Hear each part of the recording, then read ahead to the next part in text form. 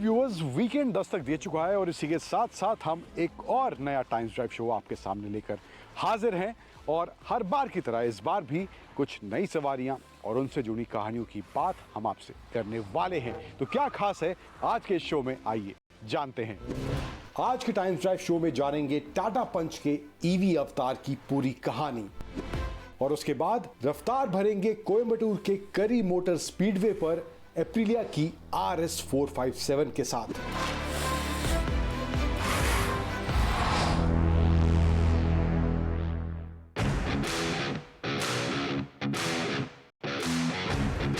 दुनिया भर और देश भर में अगर ऑटोमोबाइल्स की बात करें तो इलेक्ट्रिफिकेशन का दौर जारी है। इस नई दौड़ में हर मैन्युफैक्चरर सबसे बेहतर और सबसे आगे दिखाई देने की कोशिश में लगा हुआ है। लेकिन पर्टिकुलरली अगर Indian electric vehicle 4 wheeler market की बात करें तो टाटा मोटर्स जिस पेस से या जिस तेज़ी से अपने इलेक्ट्रिक व्हीकल्स इंट्रोड्यूस कर रहा है, उस पेस से ना कोई इंटरनेशनल और ना ही कोई इंडियन मैन्युफैक्चरर अपनी गाड़ियां लेकर आ पा रहा है अभी फ़िलहाल। चाहे टाटा की टियागो ईवी की बात करें, टाटा की टिगोर ईवी की बात करें या फिर नेक्सॉन ईवी की बात करें, लेकिन अब एक और मास मार्केट ईवी टाटा लेकर आ गया है, जो कि है ये टाटा की नई पंच डॉट ईवी।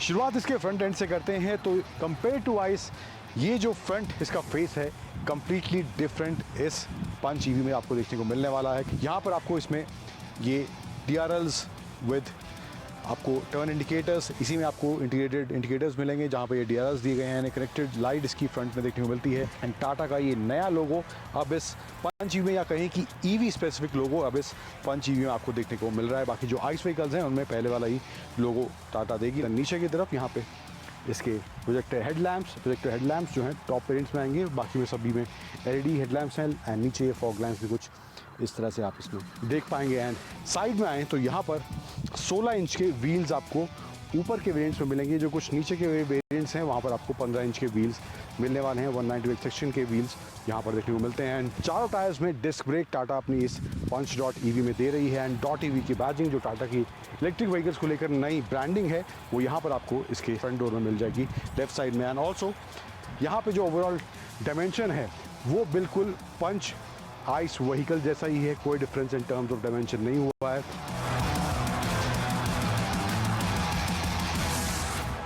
सबसे बड़ा चेंज अगर इलेक्ट्रिक व्हीकल्स लाइनअप की बात करें, जो पहले वाले इलेक्ट्रिक व्हीकल्स हैं टाटा के नेक्सॉन, टियागो, टिगोर, उनसे अलग जो इस पंच डॉट ईवी टाटा ने किया है वो है एकदम नया प्लेटफॉर्म अब इस पंच ईवी के लिए टाटा ने बनाया है। एंड आगे आने वाले जो इलेक्ट्रिक व्हीकल्स हैं, शायद जो नेक्सॉन और जो अभी भी जो इलेक्ट्रिक व्हीकल्स ऑलरेडी मार्केट में हैं, तो उनमें भी टाटा आने वाले समय में ये प्लेटफॉर्म यूज़ कर सकती है। तो ये एक नया और मेजर चेंज इस टाटा के इलेक्ट्रिक व्हीकल में अब देखने को आपको मिलने वाला है।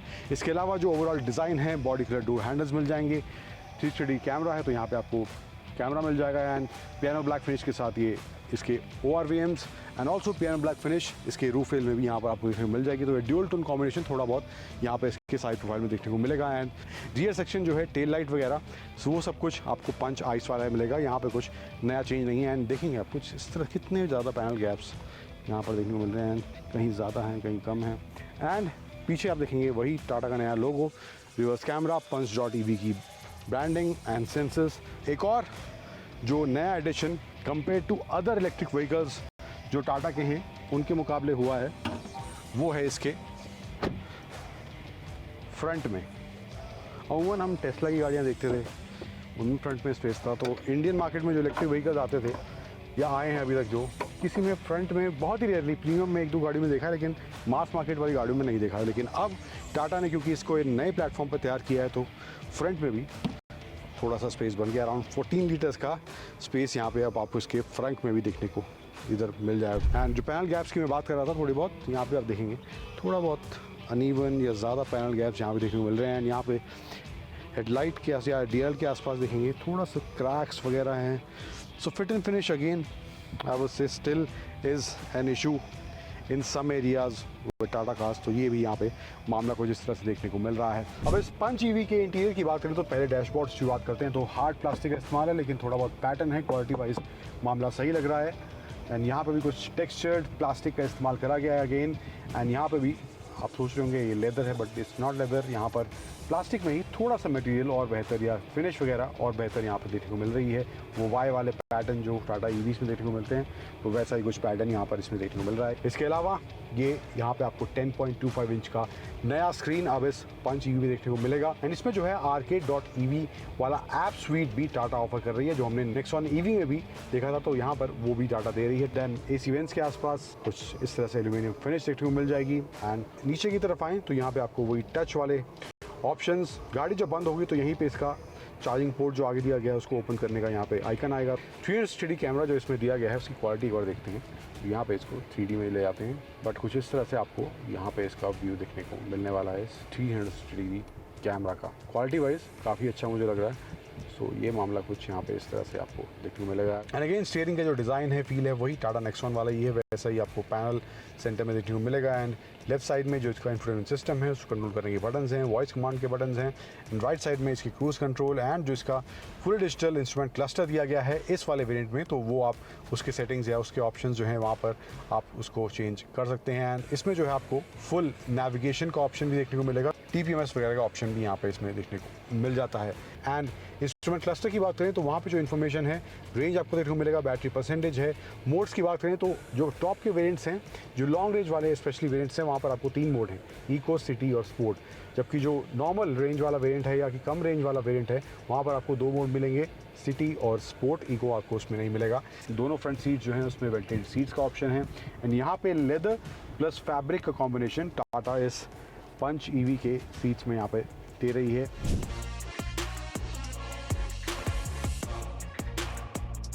और दूसरी कतार की बात करें तो यहाँ पर जो मामला है इन टर्म्स ऑफ स्पेस, आगे की सीट मैंने अपने हिसाब से एडजस्ट करी थी, तो लेग रूम ठीक ठाक है, बहुत ज़्यादा नहीं है।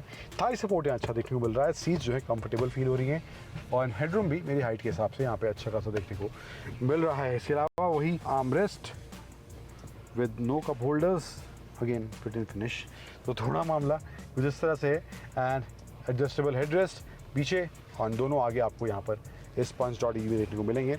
ऑफकोर्स फ्लोर यहाँ पे फ्लैट है, लेकिन 3 लोग अगर मैं कहूँ तो ऑफकोर्स यहाँ पे कंफर्टेबली तो ज़रूर नहीं बैठ पाएंगे, लेकिन 2 एडल्ट्स एक बच्चा बीच में बैठना चाहे तो ईजिली यहाँ पे बैठ सकता है। एंड रियर एसी वेंट्स नहीं है यहाँ पे, चार्जिंग पोर्ट भी नहीं है, एंड कुछ सामान रखने की जगह यहाँ पे थोड़ी सी इधर कुछ दी गई है। तो मामला कुछ ये है इस पंच.ev के दूसरी कतार का। डायमेंशंस ऑफ कोर्स नहीं बदली हैं, तो स्पेस भी ऑलमोस्ट वैसा ही पहले जैसा आइस वाला ही यहाँ देखने को मिल रहा है। अब टाटा जो है इसमें 2 इन टर्म्स ऑफ रेंज ऑफर कर रही है। बैटरी पैक के 2 ऑप्शन है, एक है 25 किलोवाट, एक है 35 किलोवाट, एंड रेंज भी दोनों के हिसाब से डिफर करती है। लेकिन ये जो हमारे पास लॉन्ग रेंज वाला वर्जन है, जब मैंने इस गाड़ी को चलाना शुरू किया था, तकरीबन इसका 96% बैटरी जब चार्ज था 317-20 के आसपास, तब उस टाइम पे टोटल रेंज दिखा रहा था। जो क्लेम रेंज है दैट इज़ अराउंड 421, बट 96% के आसपास है, तब उस टाइम पे यहाँ पर 320 किलोमीटर के आसपास रेंज दिखा रहा था। तो किस तरह से रेंज डिप हो रही है, किस तरह से इसकी ड्राइव, हैंडलिंग और परफॉर्मेंस देखने को मिल रही है, आगे बढ़ते हैं और बात करते हैं उसकी।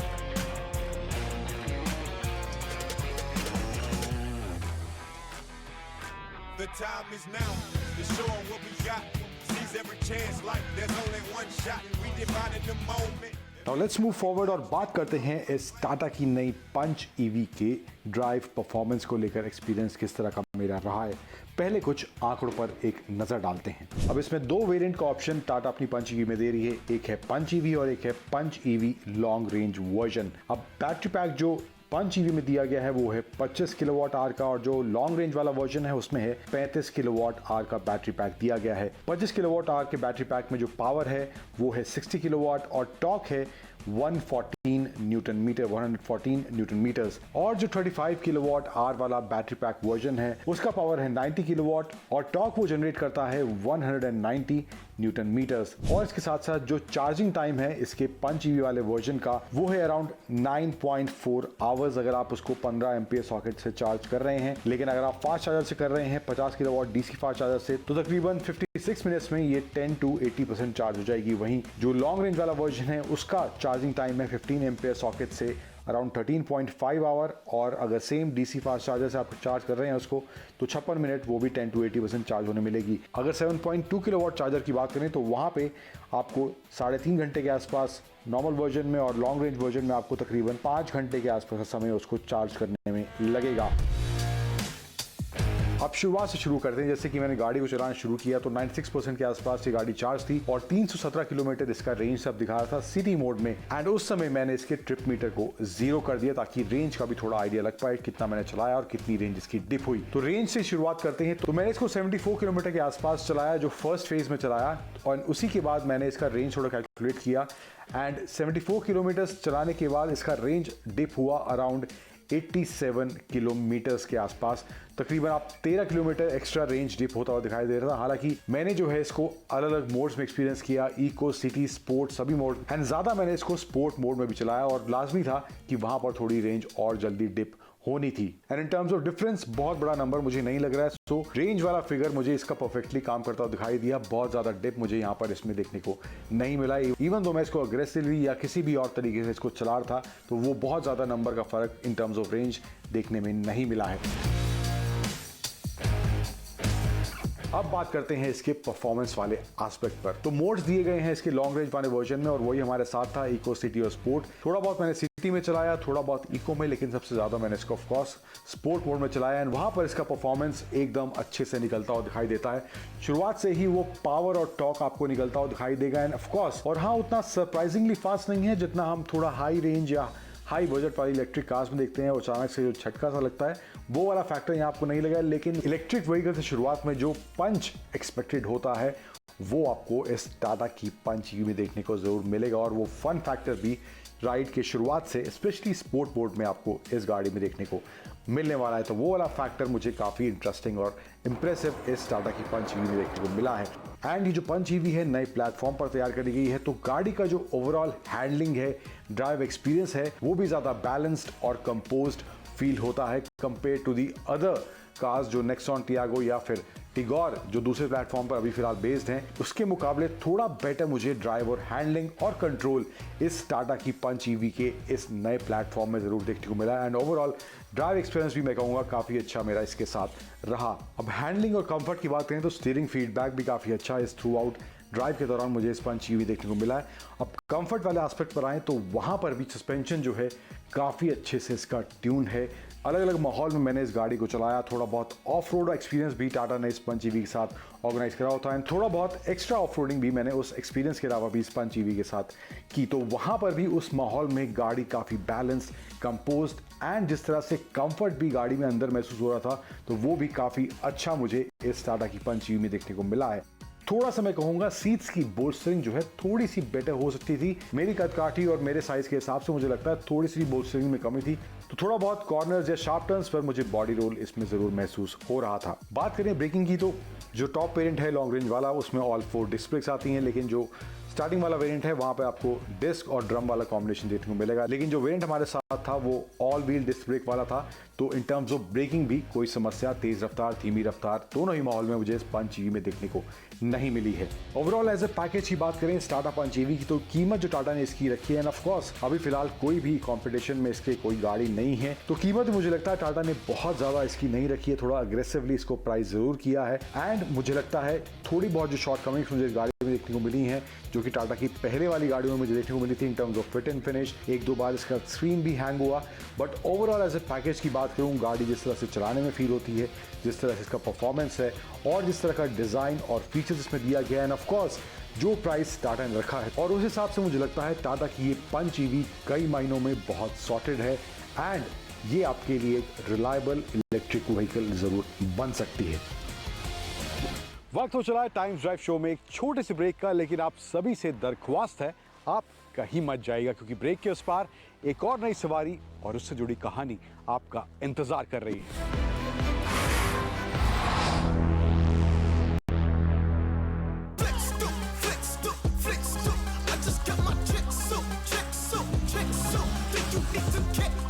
Aprilia RS 457 एक ऐसा प्रोडक्ट जो मास मार्केट को ध्यान में रखकर तैयार किया गया है, स्पेशली इंडियन कंज्यूमर्स के लिए विद दी RS बैजिंग।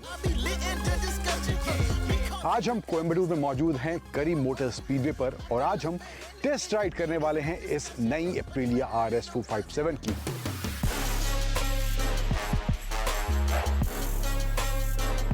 अब ऑल्दो इसके डिजाइन वगैरह की हम पहले बात कर चुके हैं, लेकिन जिन्होंने अभी तक नहीं देखा है, जिनको नहीं पता है, let's take them through the design and feature part of this RS457। तो फ्रंट में आप देखेंगे वही RS वाला DNA प्रोफाइल वैसा ही आपको देखने को मिलेगा। यहाँ पे आपको विंड स्क्रीन एंड DRLs कुछ इस तरह से दिए गए हैं। LED हेडलैम्प्स देखने को मिल रहे हैं। एप्रिलिया की यहाँ पे पैचिंग दी गई है एंड ओवरऑल जो फ्रंट प्रोफाइल है वो अग्रेसिव ज़रूर देखने में लग रहा है एंड ऑल्सो वो स्पोर्टी एलिमेंट या वो RS वाला एलिमेंट भी यहाँ पर इसके फ्रंट फेस से निकलता हुआ दिखाई दे रहा है। यहाँ पर भी आप देखेंगे नीचे एप्रिलिया की बैजिंग ग्राफिक्स वगैरह कुछ इस तरह से देखने को मिल रहे हैं। फिर साइड प्रोफाइल की तरफ आएँ तो यहाँ पर आपको कुछ इस तरह से 3 कलर टोन का इसमें ऑप्शन है। एक ये है एंड यहाँ पर RS की पैजिंग कुछ इस तरह से purple and red graphics combination देखने को मिल रहा है एंड ओवरऑल जो साइड प्रोफाइल भी है वो रेसिंग वाला जो DNA या कहें कि RS वाला जो DNA है वो इसकी साइड प्रोफाइल से निकलता हुआ दिखाई दे रहा है। एप्रिलिया RS की बैजिंग यहाँ बेली पैन में आप देख सकते हैं एंड अंडर बेली एग्जॉस्ट के साथ वो कनेक्ट करा गया है। काफ़ी यहाँ पर फिट एंड फिनिश को लेकर भी मामला मुझे सॉर्टेड देखने को मिल रहा है and on the engine there is also Aprilia badging. ऊपर टैंक की तरफ आएँ तो अराउंड 13.5 लीटर का इसके टैंक का साइज़ है एंड एप्रिलिया रेसिंग की बैजिंग इधर भी देखने को मिल जाएगी। एंड पीछे की तरफ आएँ तो यहाँ पर जितनी बाइक फ्रंट से एग्रेसिव या ब्रॉड देखने को मिलती है पीछे उतनी ही मिनिमलिस्टिक होती जाती है। यहाँ पर आप देखेंगे एप्रिलिया के ग्राफिक्स RS457 की बैजिंग इधर भी दी गई है। टेल लैम्प्स LED है, इंडिकेटर भी इसमें LED दी गए हैं तो वहाँ पर कोई कॉम्प्रोमाइज़ देखने को नहीं मिल रहा है। इन टर्म्स ऑफ टेक की अगर बात करें तो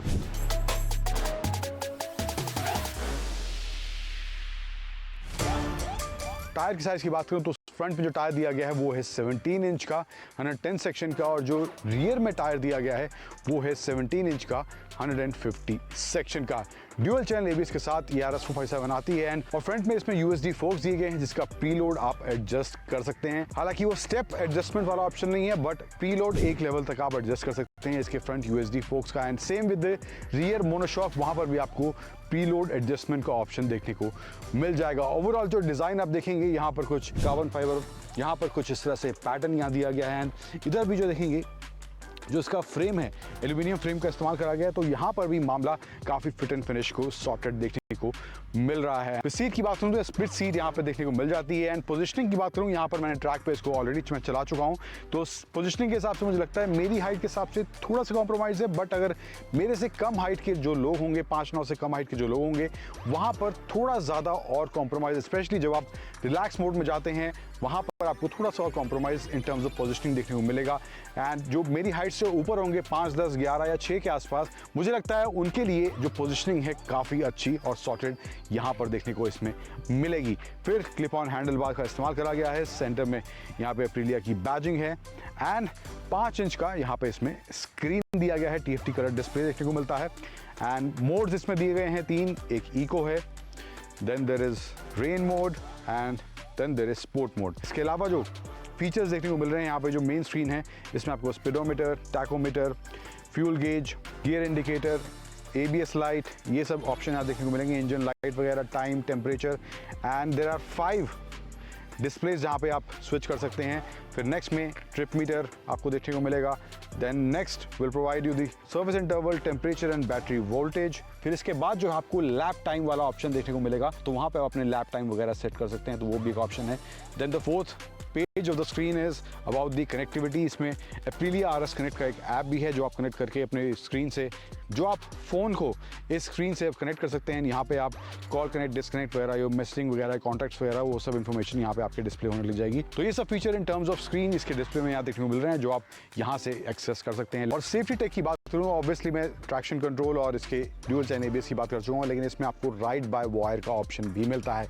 क्विक शिफ्टर भी है बट वहाँ पे आपको एज एन एक्सेसरी वो अलग से लेना पड़ेगा, वो एज स्टैंडर्ड एप्रिलिया इस RS457 में नहीं दे रही है। सो ये कुछ यहाँ पर इन terms of design and features इस एप्रिलिया की RS457 में देखने को मिलता है। अब जो इसमें इंजन दिया गया है 457 सीसी का अराउंड 45 bhp के आसपास पावर है उसका, तो किस तरह का परफॉर्मेंस यहाँ पर इस करी मोटर स्पीडवे पर इस RS457 का देखने को मिल रहा है, किस तरह की राइड, किस तरह की हैंडलिंग है, let's go ahead and talk about that.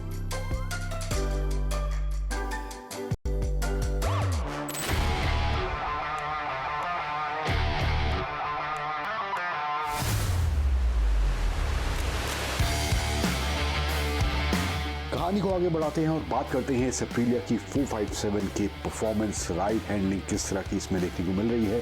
Track पर हमने छोटा सा एक्सपीरियंस यहाँ पर इस 457 के साथ किया, एक नज़र इसके कुछ इंजन के आंकड़ों पर भी डाल लेते हैं। अब इनिशियल परफॉर्मेंस की बात करें तो बाइक तेज तर्रार है। शुरुआत से ही आपको वो एक्सीलरेशन या वो क्विक एक्सीलरेशन जो एक्सपेक्टेड होता है वो इस 457 से निकलता हुआ दिखाई जरूर देता है। और जिस तरह की पावर और टॉर्क डिलीवरी इस तरह की बाइक से एक्सपेक्टेड होती है वो एप्रिलिया की RS 457 डिलीवर करती हुई दिखाई देती है। Now it's not as aggressive as some of the bikes that are there in this segment, but it has that fun element, it has its own character जो आपको राइड के दौरान इस बाइक से जुड़ा हुआ महसूस कराएगा। एंड बाइक की जो पोस्चरिंग है वो भी काफ़ी सॉर्टेड महसूस होती है। ट्रैक पर तकरीबन 1 घंटे के आसपास मैंने इसको यहाँ पर टेस्ट राइड किया और बाइक का जो पोस्चर है वो भी काफ़ी सॉर्टेड है। वो रेस बाइक वाला फील जो है वो आपको इसकी पोस्टरिंग में भी देखने को मिलने वाला है। अब इसमें अलग अलग राइडिंग मोड्स का ऑप्शन है, स्विचेबल ABS का ऑप्शन दिया गया है, तो ये भी कुछ टेक्नोलॉजी है जो आपको राइड के दौरान बाइक से एंगेज महसूस कराएगी। एंड ट्रैक पे जिस तरह से बाइक परफॉर्म करती है, जिस तरह से बाइक हैंडल करती है अपने आप को, वो एक काफ़ी अच्छा एस्पेक्ट मुझे इस एप्रिलिया की RS 457 में देखने को मिला है। अब सस्पेंशन सेटअप और ब्रेकिंग की बात करें तो वहां पर भी मामला सॉर्टेड मुझे महसूस हुआ। हालांकि ट्रैक पर किसी तरह के बम्प्स या स्पीड ब्रेकर्स देखने को ऑफ कोर्स नहीं मिलने वाले थे, लेकिन इस माहौल के हिसाब से मुझे कोई दिक्कत इन टर्म्स ऑफ सस्पेंशन सेटअप भी इस बाइक में देखने को नहीं मिली है। रियल इंडियन कंडीशंस में वो किस तरह से परफॉर्म करता है that will get to know later. But braking की बात करूं तो वहां पर भी ब्रेक जो है तेज रफ्तार, धीमी रफ्तार, दोनों ही माहौल में सॉर्टेड महसूस हुई। ब्रेक की जो बाइट है काफी अच्छी है, प्रिसाइज है। दोनों ही कंडीशंस में मुझे ब्रेकिंग को लेकर भी कोई शिकायत इस एप्रिलिया की RS 457 में देखने को नहीं मिली है। अब ओवरऑल एज अ पैकेज की बात करें इस एप्रिलिया की RS 457 के बारे में, तो जिस प्राइस पॉइंट पर एप्रिलिया इस RS 457 को लेकर आई है वो एक बहुत ही कंपैरेटिव प्राइस मुझे लगता है। और जिस तरह का परफॉर्मेंस इस बाइक से निकलता है वो भी काफी एक अच्छा एस्पेक्ट मुझे इस बाइक में देखने को मिला है। Although it's not as aggressive as the KTM, but bike का ओवरऑल जो परफॉर्मेंस, हैंडलिंग, राइड क्वालिटी है वो काफी काम, कंपोज्ड एंड येट वो फन वाला एलिमेंट भी इस RS 457 में देखने को मिलता है। जिस तरह का टेक इस बाइक में ऑफर करा गया है जिस प्राइस पॉइंट के हिसाब से, एंड ये RS 457 आपको थ्रू आउट उस राइड के दौरान एंगेज रखने वाली है। तो उन पैरामीटर्स को ध्यान में रखकर अगर आप कोई बाइक तलाश रहे हैं इस सेगमेंट में, तो मुझे लगता है एप्रिलिया की ये RS 457 एक अच्छा और रिलायबल पैकेज आपके लिए जरूर बन सकती है। आज के टाइम्स ड्राइव शो में आप सभी से अब विदा लेने का वक्त आ गया है, लेकिन आज के शो से जुड़े आपके कुछ सवाल या सुझाव हैं तो आप हमें टाइम्स ड्राइव के सोशल मीडिया हैंडल्स पर वो भेज सकते हैं। हमेशा की तरह always wear your seat belt while driving, always wear your helmet while riding. Drive safe, ride safe. Thank you for joining and stay tuned to ET North Pradesh.